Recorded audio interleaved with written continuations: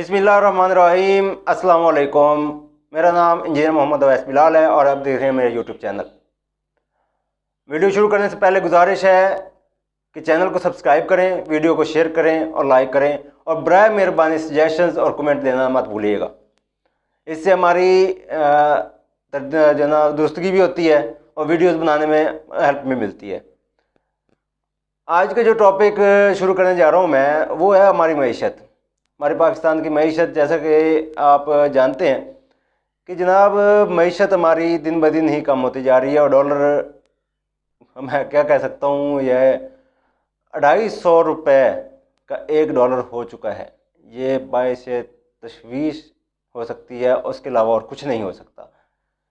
250 रुपये का $1, 190 रुपये पे इमरान खान छोड़ के गए थे। मैं उस वक्त भी तनकीद करता था कि जनाब ये इतनी डिवैल्यूएशन नहीं होनी चाहिए, ये इसके असरात मुल्क पर बहुत ही ख़राब होंगे। लेकिन जो पॉलिसी इमरान खान साहब ने बनाई और वो अभी तक चल रही है कि डॉलर को आज़ाद छोड़ दिया जाए और उसको लचकदार कर दिया जाए। किसी भी मुल्क में डॉलर को या उसकी करेंसी को लचकदार नहीं छोड़ा जाता, अभी तक ऐसा मुमकिन नहीं हुआ। और जहाँ जहाँ पे ऐसा हुआ है तो वहाँ पे डिवैल्यूएशन भी हुई है, इन्फ्लेशन भी बढ़ा है। क्योंकि हम इस वक्त जितना भी काम कर रहे हैं वो सारा का सारा डॉलर पे कर रहे हैं। अगर हम सोने पे कर रहे होते तो फिर तो और ज़्यादा बेहतर होता था। लेकिन क्योंकि 1930 के बाद या इस तरह इसके करीब करीब जो है वो एक आलमी माशी जो है ना प्लान सामने आया था, जिसमें आलमी करेंसी जो है ना वो डॉलर को बना दिया गया था। जो तुर्क खिलाफत उस्मानिया के बाद जो है ना जो नया वर्ल्ड ऑर्डर बना था, और अभी तक वही चल रहा है।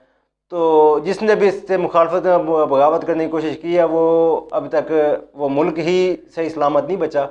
इस तरह के हालात पैदा कर दिए गए हैं। लीबिया हो गया, ईरान हो गया, ये इराक हो गया, शाम हो गया, ये सारे इसी मामला है कि ये डॉलर से जो है ना मिस्र हो गया, जो है ना जो मिस्र में जो मामला किए गए हैं। तो यही चीज़ें हैं कि IMF को वहाँ पे बिठा दिया जाता है तो वो अपने मामला डील करता है।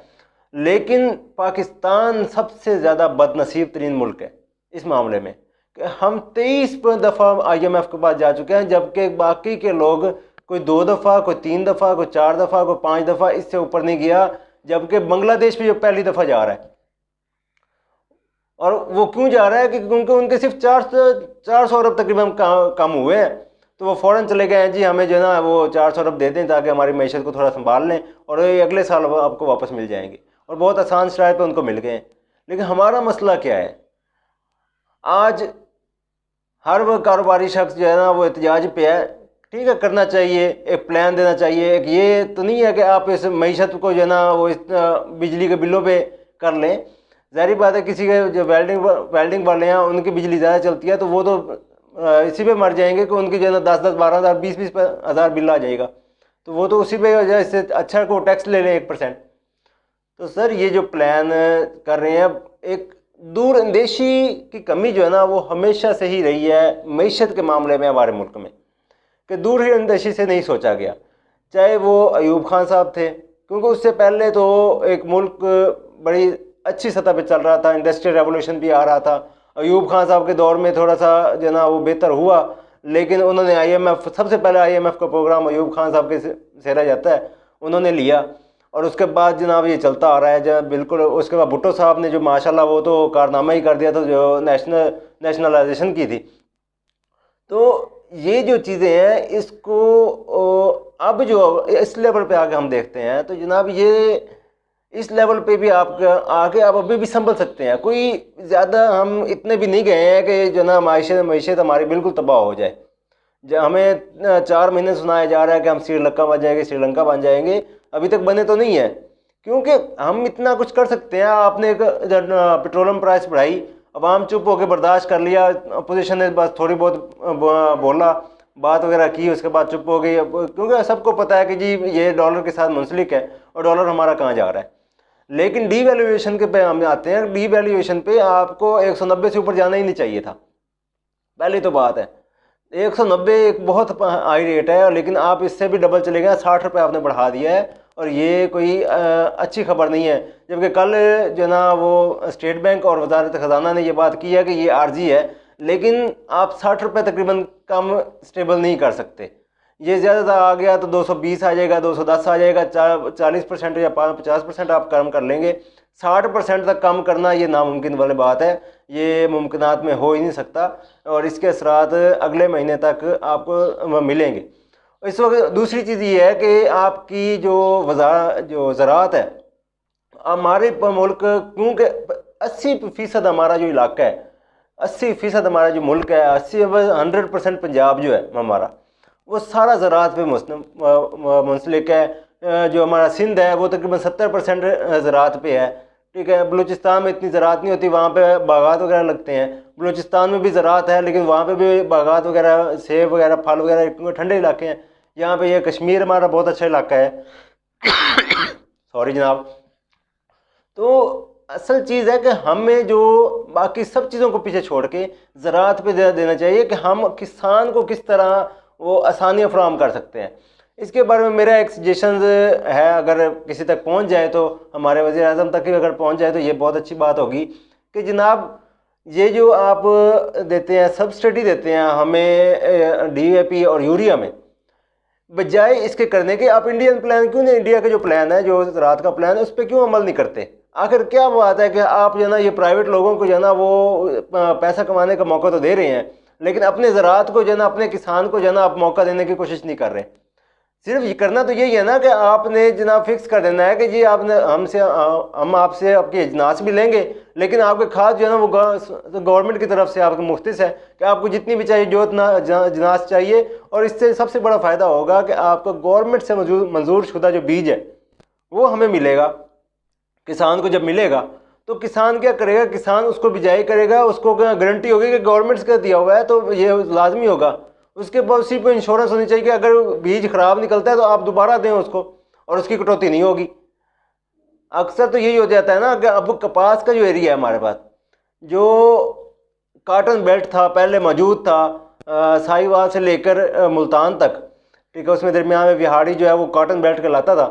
اس وقت وہاں اس درمیان جو ٹمپریچر اس وقت ہے وہ نارمل روٹین میں, اب تو بارشیں شروع ہو گئی ہیں تو وہ ایک الگ ہو گیا ہے.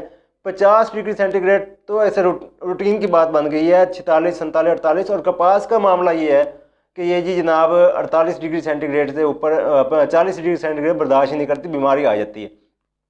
تو یہاں پہ ریسرچ کیوں نہیں کرواتے آپ؟ یہ جو ہمارا زراعت کا محکمہ ہے پنجاب کا, یہ کیوں اتنا ویلا بیٹھا ہے کہ ریسرچ کی طرف جاتا ہی نہیں ہے, اس لیے ہم پیچھے ہیں. ٹھیک ہے, انڈیا سے ہم مقابلہ نہیں کر سکتے, وہ بہت بڑی اکانومی ہے, ہم وہ ہم سے بہت آگے نکل چکے ہیں. ہم چائنا سے مقابلہ نہیں کر سکتے, لیکن کم از کم خود سے تو مقابلہ کریں نا. ٹھیک ہے, معیشت میں یہ چند ایک جو ہے گزارشات تھی میری. ٹھیک ہے, اس کے بعد سود کا خاتمہ وہ انتہائی لازمی ہے. آپ جتنے تک سود کو ختم نہیں کریں گے اپنے ملک سے, اپنی معیشت سے, اس کو جڑ سے نہیں مٹائیں گے, تو میں کہیں بھی نہیں کہہ سکتے کہ آپ جو ہے نا وہ اس کو جو ہے نا ترقی پذیر ملک بنا سکتے ہیں. اگر ترقی کروانی ہے, اگر ملک کو ترقی کے راہ میں گامزن کرنا ہے, تو سب سے پہلے آپ کو سودی طبیعت جو ہے نا, جو آپ کی معیشت ہے, آپ کو آئی ایم ایف کا جو پلان ہے, آپ کو انڈسٹری لے کے آنی پڑے گی. آئی ایم ایف بھی یہی کر رہا ہے تقریباً, وہ کہتا ہے کہ جی اپنے ایکسپورٹ بڑھائیں, امپورٹ کم کریں, اس کے جو ہے نا وہ سبسڈیز کم کریں. لوگوں کا آپ جب انکم بڑھائیں گے تو آپ کو سبسڈی دینے کی ضرورت نہیں پڑے گی. جب آپ کی انڈسٹری لگے گی تو نہیں ضرورت پڑے گی. جب آپ کی زراعت بہتر ہوگی تو آپ کو جٹ کو جو نا جو کسان ہے اس کو سبسڈی نہیں دینی پڑے گی. تو سر اصل چیز یہی ہے کہ ہمیں سبسڈی کی طرف جانے کی بجائے ہمیں اگلے 5 سال یا اگلے 10 سال, اگلے 20 سال کے لیے ایک پالیسی بنانے چاہیے کہ جی ہم یہ کرنے والے ہیں, سود کا خاتمہ کریں گے. 5 سال میں ہم سود کا خاتمہ کر دیں گے, اور 5 سال میں ہم کسان کو بھی کریں گے, اس کو بھی جو ہے نا ہم سہولتیں دیں گے. اس کے علاوہ انڈسٹریلسٹ کو بھی ہم سہولتیں دیں گے. اور یہ کوئی اتنا مشکل کام نہیں ہے. مجھے سمجھ نہیں آتی کہ اتنا مشکل کیوں بنا دیتے ہیں یہ لوگ. کیا یہ جو ہمارا مافیا بیٹھا ہے یہ کیا ریاست سے زیادہ مضبوط ہے؟ کیا ریاست کو چلا رہا ہے؟ لگ تو یہی رہا ہے جیسے ملک ریاض صاحب ہو گیا, یہ عارف نقوی صاحب جو ہے عمران خان صاحب کو اور نواز شریف صاحب کو, ان کو جو پیسے دیتے رہے ہیں تو یہ اپنا ایجنڈا بیچنے کے لیے پیسے دیتے رہے ہیں نا. جو آج ایم این این کی خبر, آئی این این ہے یا ایم این این ہے, ان کی جو خبر آئی پڑی ہے, رپورٹ آئی پڑی ہے, اس میں جو کردار آیا پڑے اس میں بھی ایک ویڈیو بناؤں گا میں, آج بناؤں گا یا کل بناؤں گا. تو اس میں آپ کو بتاؤں گا کہ کیا معاملات کیا چل رہے ہیں. اور اس وجہ سے خدا را جو نا اس ملک پہ رحم کریں. یہ میری ریکویسٹ ہے کہ خدا را رحم کریں، یہ مافیات سے جان چھڑائیں اور اس ملک کو ترقی کی راہ پہ چلائیں۔ اس پہ یہ مفتیٰ اسماعیل صاحب ہو گئے، وزیر اعظم شہباز شریف صاحب ہو گئے، اور جو جتنی بھی پوری معاشی ٹیم ہے ان کو میں ریکویسٹ ہے، اور کچھ نہیں، جو سراج الحق صاحب نے ایک کانفرنس کرائی تھی معیشت پہ، کم از کم اس کے جو تجاویز ہیں ان پہ یہ عمل کر لیں تو آپ کی معیشت جو ہے نا 1 سال میں سنبھل جائے گی۔ لیکن کیا مجھے لگتا ہے آپ نے قسم اٹھائی ہوئی ہے کہ جناب ہم نے یہ کرنا ہی نہیں ہے۔ ٹھیک ہے، آپ کے لیے اتنا ہی، اگلی ویڈیو میں ملتے ہیں، اللہ حافظ۔